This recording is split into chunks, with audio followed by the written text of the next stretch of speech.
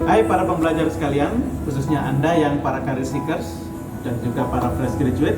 Di video ini saya akan membagi tips bagaimana cara menulis CV yang menarik agar Anda bisa dilirik oleh perusahaan ketika Anda melamar pekerjaan. Jangan lupa klik like, subscribe, dan share video ini kalau Anda merasa video ini bermanfaat untuk Anda.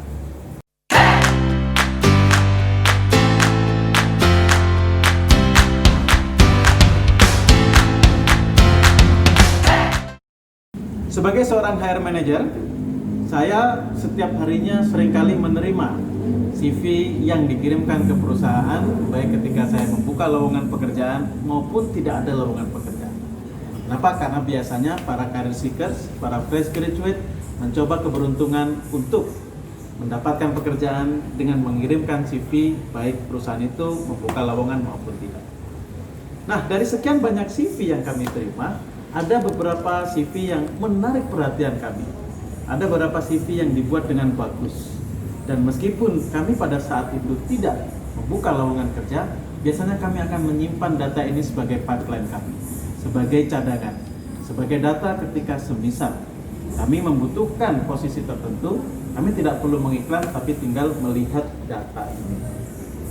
Nah, di sini saya akan berbagi bagaimana cara membuat CV yang menarik, yang mampu memikat perhatian si penyeleksi atau penerima CV. Rekan-rekan para career seekers dan fresh graduate, ada 3 hal utama yang harus Anda perhatikan ketika Anda membuat sebuah CV. Yang pertama adalah konten atau isi dari CV itu. Yang kedua adalah flow atau susunan CV itu. Dan yang ketiga adalah desain. Bagaimana Anda menampilkan desain dari CV Anda. Nah, CV ini terbilang sangat-sangat penting dan krusial karena CV ini adalah perwakilan diri Anda pertama kali kepada bertemu dengan perusahaan. Sehingga Anda harus membuat CV ini bisa menciptakan kesan pertama yang kuat tentang diri Anda. Sekarang kita bicara aspek yang pertama, yaitu konten atau isi dari CV.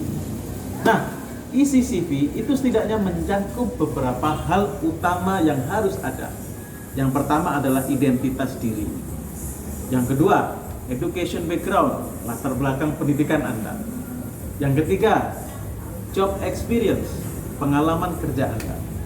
Yang keempat, skills atau sertifikasi yang pernah Anda dapatkan atau yang pernah Anda miliki. Dan yang kelima adalah informasi tambahan tentang diri Anda, bisa terkait dengan interest, ketertarikan Anda terhadap bidang-bidang lain, atau hobi Anda. Nah, kita bahas dulu tentang identitas diri. Jangan terlalu berlebihan dalam menuliskan identitas diri dalam sebuah CV. Pikirkanlah ketika Anda sebagai seorang rekruter atau penyeleksi, orang yang merekrut, ya, apa sih yang ingin Anda ketahui tentang data diri dari pelamar? Tentunya yang pertama adalah nama, tanggal lahir atau tempat dan tanggal lahir, ya, alamat, nomor telepon, dan juga mungkin adalah email. Nah, ini adalah 5 aspek wajib yang harus ada dalam data diri di CV. Sekali lagi, nama, tempat tanggal lahir, alamat, nomor telepon, dan juga email. Untuk informasi-informasi yang lain, seperti semisal saya pernah menerima CV yang isinya tinggi badan, berat badan, ya, terus kemudian religion, agama, itu opsional. Kalau memang tidak disyaratkan oleh lowongan pekerjaan atau perusahaan yang membuka lowongan, saya sangat menyarankan informasi itu tidak ditampilkan. Kemudian isi yang kedua adalah terkait dengan education background, latar belakang pendidikan. Latar belakang pendidikan di sini ini yang harus kita perhatikan. Tidak perlu dicantumkan mulai dari TK, SD, SMP, SMA, perguruan tinggi. No. Kami selaku rekruter tidak membutuhkan informasi sedetil itu. Yang dibutuhkan, yang paling penting adalah pendidikan terakhir. Kalau Anda pendidikan terakhirnya semisal S1 jurusan manajemen, maka cukup dicantumkan S1 manajemen universitas apa dan lulusnya tahun berapa. Ya, ingat, pada saat mengisi pendidikan, latar belakang pendidikan tidak perlu terlalu detail. cukup pendidikan terakhir. Isi yang ketiga adalah tentang job experience, pengalaman pekerjaan. Pengalaman pekerjaan ini unik ya, Anda harus mencantumkan di CV Anda tidak hanya posisi apa yang pernah Anda dapatkan atau pernah Anda jabat, perusahaannya apa, tetapi jangan lupa tugas utama atau target Anda, job desk utama Anda di posisi itu juga perlu dituliskan. Kenapa? Karena rekruter ingin tahu posisi Anda itu apa, di mana, dan juga tugas Anda, target-target Anda di posisi itu apa. Ini cukup krusial. Jangan sampai terlupakan untuk mengisinya. Nah, bagaimana seandainya kalau teman-teman fresh graduate belum memiliki pengalaman kerja?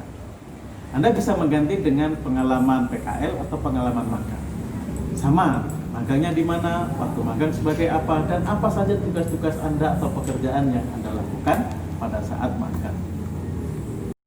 Isi yang keempat adalah terkait dengan skill. Skill adalah keterampilan yang Anda miliki. Anda memiliki kekuatan atau keterampilan dalam bidang apa saja. Atau sertifikasi, pelatihan atau sertifikasi yang pernah Anda dapatkan. Itu bisa dicantumkan di satu kolom tertentu, yaitu skill dan sertifikasi.